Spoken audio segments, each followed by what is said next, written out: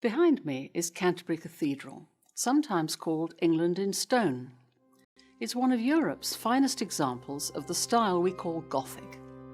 But what if I told you that pretty much every architectural feature in this cathedral, built incidentally by the Norman French, with stone brought in specially from Normandy, had its origins in the Middle East and the Islamic world? It's the same with Notre Dame in Paris.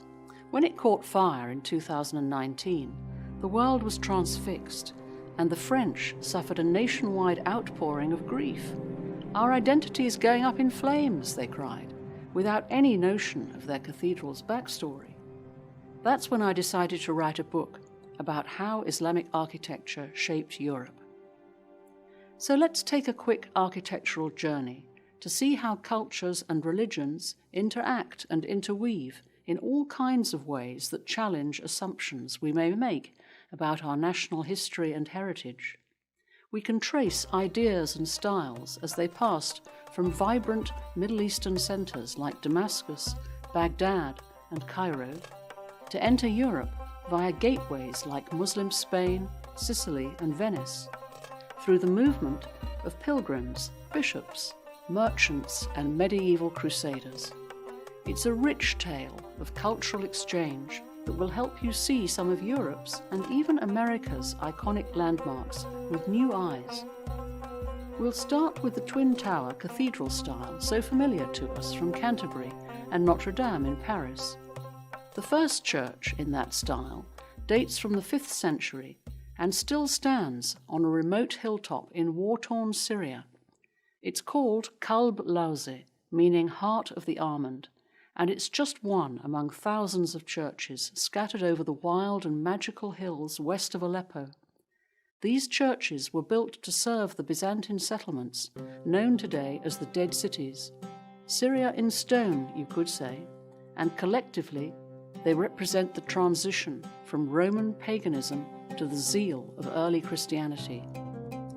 When the first Muslims arrived in Syria, adopting Damascus as their capital, they absorbed and learnt from the earlier Byzantine, Hellenistic and Persian civilizations, gradually synthesizing their architectural styles into something new and distinct.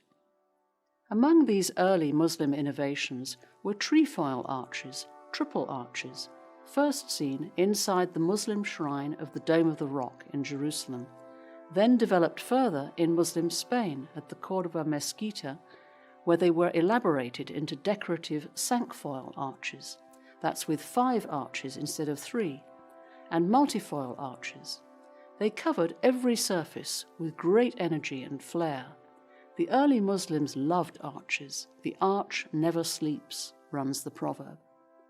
As for the pointed arch, that first entered Europe thanks to Amalfi merchants in Italy trading with Cairo.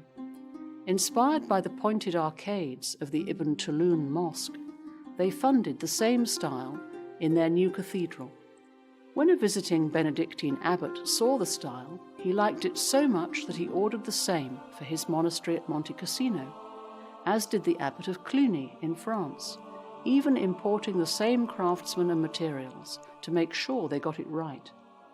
Once Cluny, the most powerful church in all Europe, had them, the fashion was set.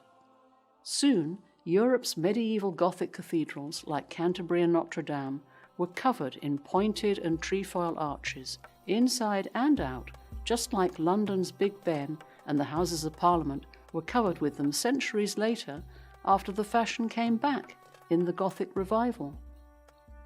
Early Muslims pioneered the use of ribbed vaulting in the ceilings of mosques and palaces, using their deep understanding of complex geometry.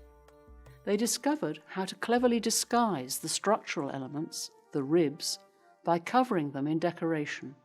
Their technique was brought to Europe by Muslim masons via Muslim Spain and Norman Sicily, and was then further refined over the centuries by Christian craftsmen till it reached the peak of perfection in the fan-vaulted ceiling of King's College Chapel in Cambridge.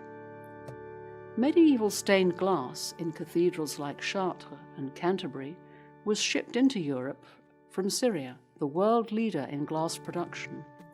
Venetian glass recipes specified cinders of Syria to give the best quality and luster, while Venetian craftsmen learnt from Syrian techniques. The concept of heraldry originated on the plains of Syria, where crusaders first saw Saracen knights on horseback holding jousting tournaments, and the fleur-de-lis, now universally recognized as the national symbol of France, appeared for the first time as a blazon for the Muslim ruler Nur ad-Din. Christopher Wren, England's best-known architect, wrote that what we call the Gothic style should rightly be called the Saracen style. He even explains how he used Saracen vaulting in the dome of St. Paul's Cathedral and why it was the best. That's why the cover of my book shows the interior dome of St. Paul's. It's also the reason behind the title, Stealing from the Saracens, a deliberate double irony, a play on words based on the derivation of Saracens, Sarikin, meaning thieves in Arabic. In other words, isn't it crazy that we in Europe called Arab Muslims thieves when actually we took a lot of ideas from them?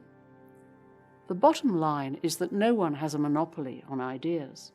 Everyone's contribution needs to be acknowledged, no matter where it comes from. No one owns science, just as no one owns architecture. Cultures are intertwined, and everything builds on everything else. I'm Diana Dark, in collaboration with the Emir Stein Center.